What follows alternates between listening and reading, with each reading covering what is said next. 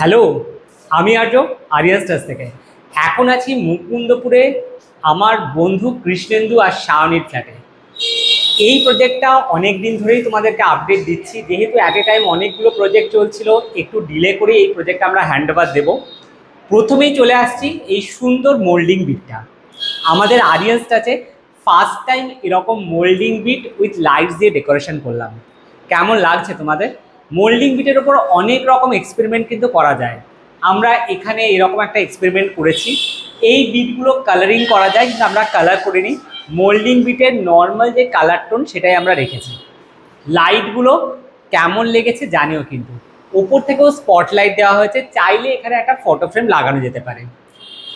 এখানে একটা সুন্দর শু ক্যাবিনেট আছে, ওপরে একটা সুন্দর কি হোল্ডার দিয়েছি। অপোজিটে দিয়েছি এই সুন্দর টিভি ইউনিটটা, যেখানে ওয়ালপেপারের সাথে লুভার্সের কম্বিনেশনটা কেমন হয়েছে জানিও। দেখো একটা লাইটের শেড এখানে পড়ছে, ভালো লেগেছে? কমেন্টে জানিও। কিন্তু সমস্ত হ্যান্ডেল লেস এখানে কিন্তু স্পেস ক্রিয়েট করা হয়েছে। ওপরে স্পটলাইট আছে, কোনো ফল সিলিং কিন্তু হয়নি, জাস্ট আমরা বোর্ড দিয়ে কভার আপ করেছি।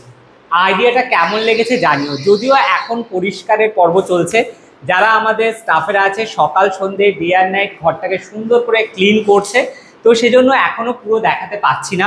চলে আসছি ডাইনিং এরিয়াতে। ডাইনিং এরিয়াতে এই সুন্দর সারদামার ছবিটা আমরা গিফট করছি আরিয়াস টাচের তরফ থেকে কৃষ্ণেন্দু আর শাওনিকে।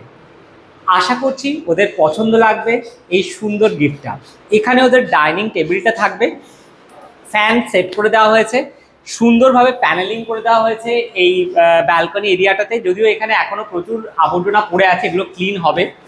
চলে যাচ্ছি স্টাডি রুমে। এখনও কাজ চলছে, চারদিকে জিনিসপত্র ছড়ানো। এই বড় স্টাডি ইউনিটটার নিচে লাগানো আছে প্রোফাইল লাইট, অন্য লাইট বন্ধ করেও কিন্তু এখানে সুন্দরভাবে কাজ করা যায়।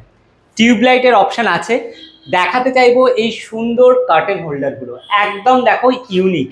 এখানে যেহেতু ব্ল্যাক কন্ট্রাস্টে আমরা সব কিছু দিয়েছি, এখানে কার্টেন হোল্ডারগুলো আমরা ব্ল্যাকের ওপর রেখেছি। কেমন লাগলো জানিও। কিন্তু এখানে দেখো যেটা ওয়ার্ড্রপ আছে সেটাও কিন্তু ব্ল্যাক হ্যান্ডেলস, লং হ্যান্ডেল আমরা দিয়েছি। এখানে ওয়ালপেপার আছে। আর আরেকবার দেখাতে চাইবো দরজার পেছনে এই সুন্দর স্টোরেজ স্পেসটা, হিউজ স্টোরেজ কিন্তু এখানে করা যাবে। নেক্সট চলে যাচ্ছি আমরা পূজা রুমের দিকে। এই সুন্দর পূজা রুমটা, এই ওয়ালপেপারটা সেট করা হয়েছে। এখানে থাকছে একটা সুন্দর বেড, যেখানে স্টোরেজের স্পেস আছে। অপোজিটে থাকছে একটা বড় ওয়ার্ড্রপ, যেটা সুন্দর উডেন একটা মাইকা দেওয়া হয়েছে এখানে। আর এখান থেকে আমি দেখাতে বলবো সুন্দর পূজা ইউনিটটা, যেটা এই রুমের মেন হাইলাইটিং পয়েন্ট। তো দেখো একদম অন্য রকম সুন্দর জালি কাটিং দেওয়া হয়েছে একটা সুন্দর মন্দিরের ফ্লেভার আনার জন্য।